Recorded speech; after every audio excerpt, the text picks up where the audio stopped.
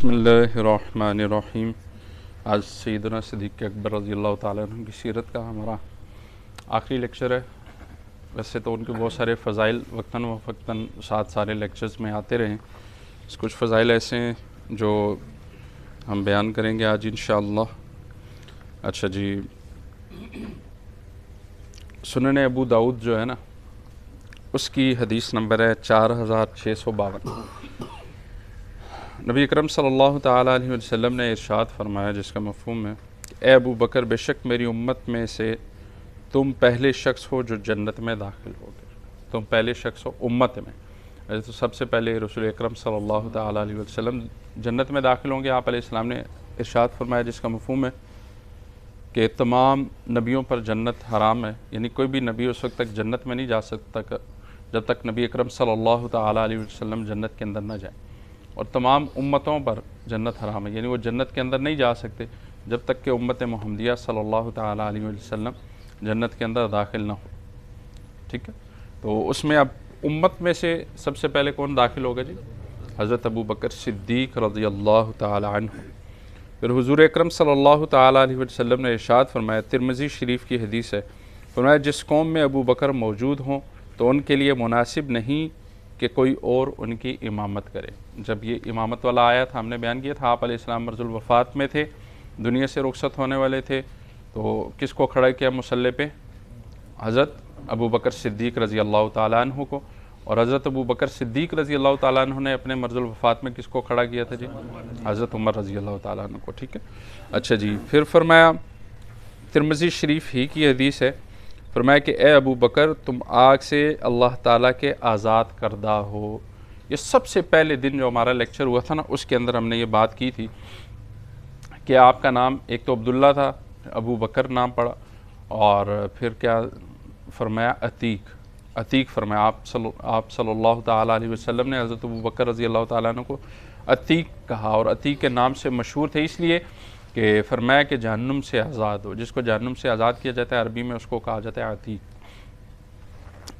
और फिर सुनन इब्ने माजा की रिवायत है, हुज़ूर अकरम सल्लल्लाहु ताला अलैहि वसल्लम ने फरमाया, मुझे किसी के माल ने वो नफ़ा न दिया जो अबू बकर के माल ने दिया। हुज़ूर नबी करीम सल्लल्लाहु ताला अलैहि वसल्लम ने फरमाया, ये भी तिरमिज़ी शरीफ की रिवायत है कि अबू बकर, तुम मेरे हौज़ कौसर और गार के साथी हो। यानी गार के अंदर भी थे और क़यामत में कहाँ होंगे रसूल अकरम सल्लल्लाहु ताला अलैहि वसल्लम के साथ? हौज़ कौसर के अंदर। हुज़ूर नबी करीम सल्लल्लाहु ताला अलैहि वसल्लम ने इरशाद फरमाया, सही मुस्लिम की रिवायत है कि मैं अगर किसी को खलील बनाता तो अबू बकर को बनाता, लेकिन वो मेरा भाई और दोस्त है। खलील किसको बनाया जी? अल्लाह को। फरमाया दुनिया में अगर मैं किसी को खलील बनाता तो किसको बनाता? अबू बकर रज़ी अल्लाह ताला अन्हु को। फिर तिरमिज़ी शरीफ की रिवायत है, रसूलुल्लाह सल्लल्लाहु ताला अलैहि वसल्लम ने फरमाया, हमने अबू बकर के सिवा सबके एहसानात का बदला दे दिया, अलबत्ता उनके एहसानात का बदला अल्लाह करीम क़यामत के दिन खुद अता फरमाएगा। दुनिया के अंदर क्या फरमाया? मैंने सबके एहसानात का बदला दे दिया, किसी का भी कोई मुझ पर एहसान बाकी नहीं है सिवाय अबू बकर के, कि उसके एहसानात का बदला अल्लाह रब्बुल इज़्ज़त ही क़यामत में अता फरमाएगा। रसूलुल्लाह सल्लल्लाहु ताला अलैहि वसल्लम ने इरशाद फरमाया, तिरमिज़ी शरीफ की हदीस नंबर 3680 है, फरमाया बेशक तमाम लोगों से बढ़कर अपनी जान और माल से मेरे साथ हुस्न सलूक अबू बकर ने किया है। फिर हदीस है, नबी करम सल्लल्लाहु ताला अलैहि वसल्लम ने फरमाया, जिसे दोज़ख से आज़ाद शख्स को देखना हो वो अबू बकर को देख ले। सैयदा आयशा रज़ी अल्लाह ताला अन्हा से रवायत है, मिशकात शरीफ की हदीस है, फरमाया कि बारगाह रिसालत में सवाल किया कि किसी की नेकियां आसमान के तारों के बराबर हैं? हुज़ूर नबी करीम सल्लल्लाहु ताला अलैहि वसल्लम ने इरशाद फरमाया, हाँ, उमर की नेकियां यानी आसमान के तारों के बराबर हैं। उन्होंने दोबारा अर्ज़ की, हज़रत अबू बकर की नेकियों का क्या हाल है? सरकार नामदार सल्लल्लाहु ताला अलैहि वसल्लम ने इरशाद फरमाया, उमर की तमाम नेकियां और अबू बकर की नेकियों में से एक नेकी की मिस्ल हैं। एक नेकी की मिस्ल हैं, यानी जितने आसमान के तारे हैं ना, ये सारे ऐसे हैं जैसे हज़रत अबू बकर रज़ी अल्लाह ताला अन्हु की एक नेकी है। कितना बड़ा मकाम और मर्तबा है। फिर फरमाया, हज़रत उमर रज़ी अल्लाह ताला अन्हु फरमाते थे کہ ایک طرف ساری زمین والوں کا ایمان رکھ دیا جائے اور دوسری طرف صدیق اکبر کا ایمان، تو صدیق اکبر کا ایمان وہ سب پر بھاری ہے، ٹھیک ہے۔ اچھا، اس کے بعد ہے فرمایا کہ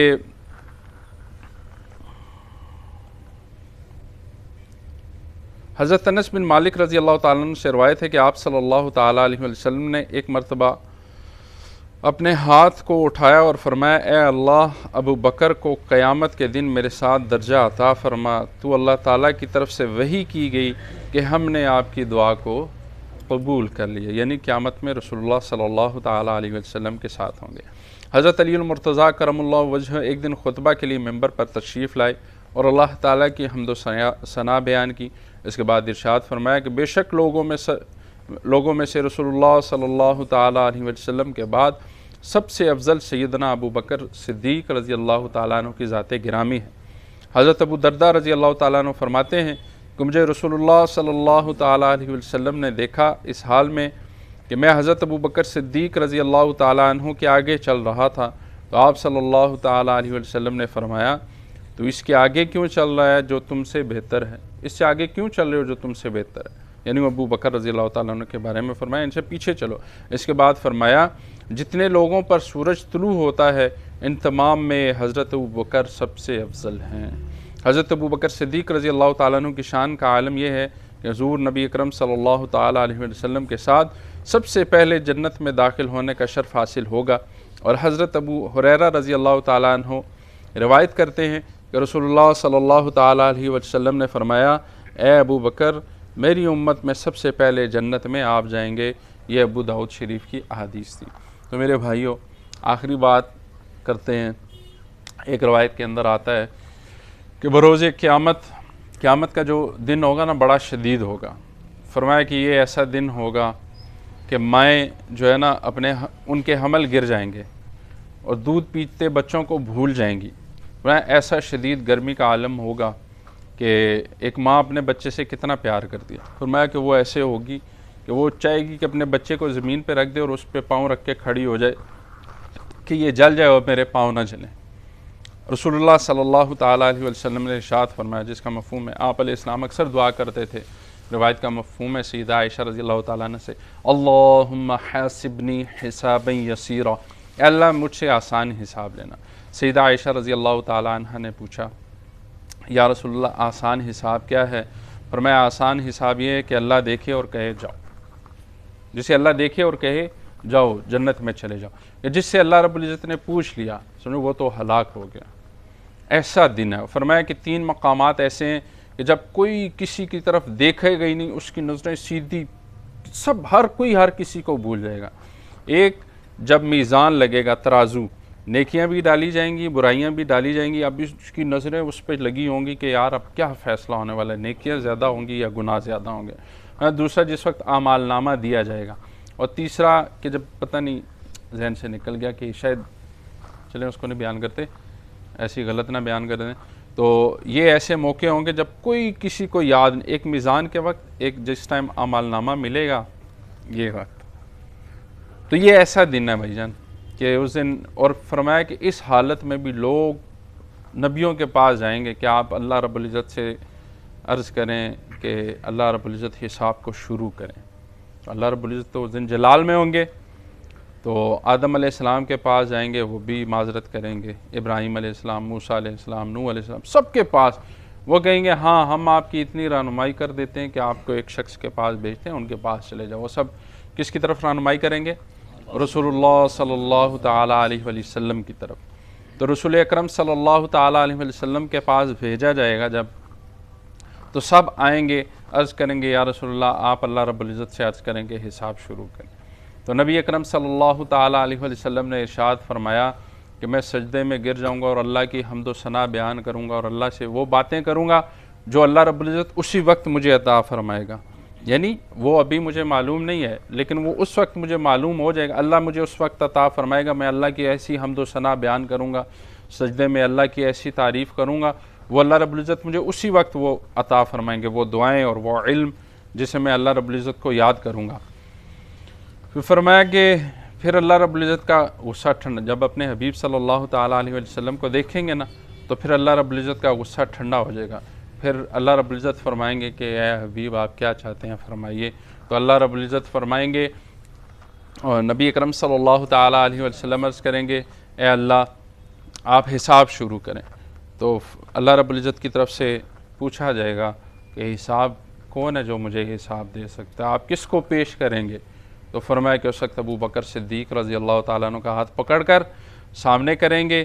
جیسے ہی اللہ رب العزت ابو بکر صدیق رضی اللہ تعالیٰ عنہ کو دیکھیں گے اللہ کا غصہ ٹھنڈا ہو جائے گا. ایسی عظمت والے, ایسی شان والے کہ رسول اکرم صلی اللہ تعالیٰ علیہ وسلم کے بعد اور نبیوں کے بعد سب سے افضل ترین ہستی.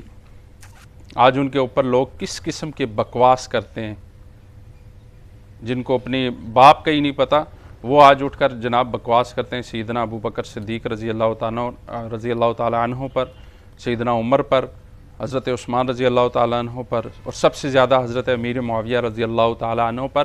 ہمیں پتہ ہی نہیں ہے کہ ان ہستیوں کا مقام کیا ہے, اور ہم بھی ان کی باتوں میں آ جاتے ہیں کیونکہ ہمیں پتہ ہی نہیں ہے. ایک بندہ انگلینڈ نہ گیا ہو نا, حسن بھائی آپ ہر سال جاتے ہیں نا انگلینڈ یا دنیا, یہ آ کے ہمیں بتائیں انگلینڈ ایسا ہے ایسے, ہم مان لیں گے کیونکہ ہم گئے ہی نہیں. اس لیے کوئی ہمیں جو بتاتا ہے نا صحابہ کے بارے میں اپنے منہ سے بکواس نکالتا ہے. کچھ لوگوں کو نا بواسیر ہوتی ہے اور کچھ لوگوں کو منہ کی بواسیر ہوتی ہے. ان لوگوں کو نا منہ کی بواسیر ہے جو صحابہ اکرام پر طعن کرتے ہیں. ان کے ایسے گندے منہ ہے کہ اس سے پاخانہ نکلے, یہ اس قابل ان کے منہ ہے جس منہ سے یہ نعوذ باللہ صحابہ کے اوپر الزامات لگاتے ہیں کہ انہوں نے تو یہ کیا, انہوں نے خلافت کی لالچ میں, انہوں نے اس کی لالچ میں. زندگیاں پڑھیں گے تو معلوم ہوگا کہ اگلے جب دنیا سے جا رہے ہیں تو کیا چھوڑ کے جا رہے ہیں. جس کو مال کی لالچ ہوتا ہے وہ دنیا سے اس طرح جاتا ہے, جس کو لالچ ہوتی ہے خلافت کی, جس کو امارت کی لالچ ہوتی ہے وہ اس طرح دنیا سے جاتا ہے اور اس طرح زندگی گزارتا ہے. جیسے ہم نے ابو بکر صدیق رضی اللہ تعالیٰ عنہ کی زندگی کو پڑھا کہ سارا مال, جس کو لالچ ہوتی ہے وہ مال لگاتا ہے کسی کے اوپر. بھائی جان اس لیے اپنے ایمان کو محفوظ کرنا. کوئی بھی شخص جو صحابہ اکرام رضوان اللہ تعالی علیہم اجمعین کے بارے میں بکواس کرے, اس اپنے کان میں انگلیاں ڈال لو, ان کی بات سنو ہی نہ. کہ صحابہ اکرام معیار ہیں. آج صحابہ پر سب سے پہلے کس پہ بات ہوتی ہے؟ علماء اکرام پر. لوگ کس پہ بات کرتے ہیں؟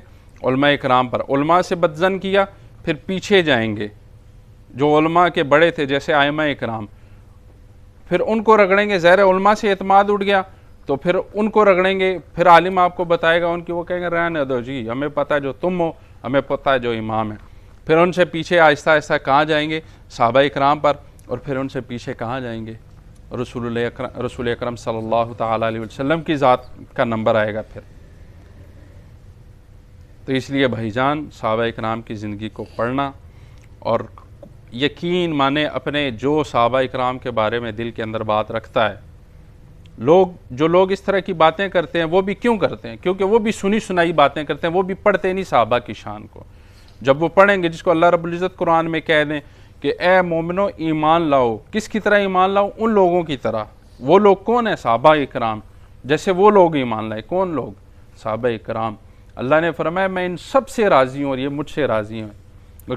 قیامت میں جب جنتی جنت کے اندر چلے جائیں گے نا, سب سے آخری انعام جو اللہ رب العزت کی طرف سے جنتیوں کو ملے گا نا, وہ کیا ہوگا؟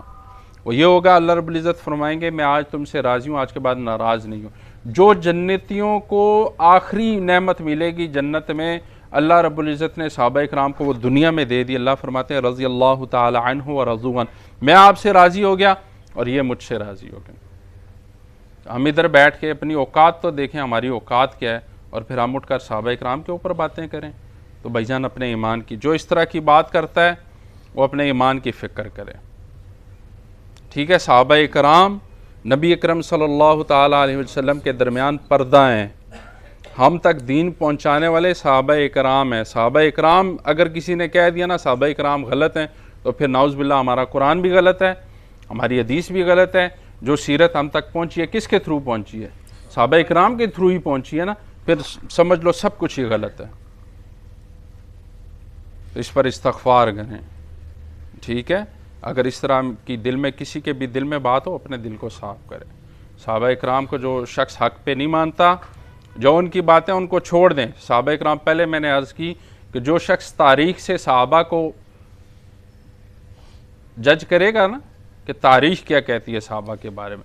تاریخ تو یہ ہے کہ آپ نے آج جیسے یہ حکومت چل رہی ہے نا، اب اس میں کسی نے کچھ بھی لکھ دیا، اب 100 سال کے بعد جو آئے گا یا 2 سال کے بعد یا 500 سال کے بعد وہ تو کہے گا یار اس دور کی کتابوں میں یہ لکھا ہے. تو بے شک پتہ چلے میری احسن بھائی سے لڑائی ہے، میں احسن کے بارے میں کتاب چھاپ دوں کہ جناب احسن تو یوں تھا یوں تھا یوں تھا، علی بھائی اس طرح تھے، عبدالوہاب صاحب، شاہ زیب صاحب، طاہر جی اس طرح تھے.